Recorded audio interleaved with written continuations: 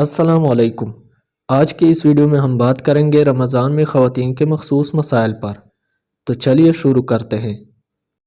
مسلمان عورت جو روزہ رکھ رہی ہو اور آفتاب غروب ہونے سے کچھ دیر پہلے حیض یا نفاس کے خون کا احساس ہو تو اس کا اس دن کا روزہ باطل ہو جائے گا اور اس پر قضا واجب ہو جائے گی۔ اگر عورت رات کو فجر سے پہلے پاک ہو جائے تو اس کے لیے روزہ واجب ہو جائے گا، چاہے وہ فجر کے بعد غسل کرے۔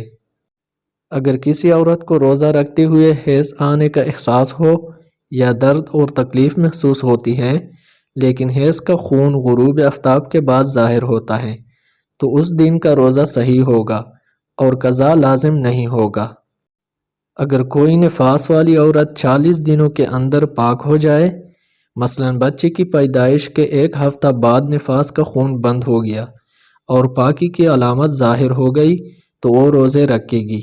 امید ہے یہ ویڈیو آپ کو پسند آئی ہوگی۔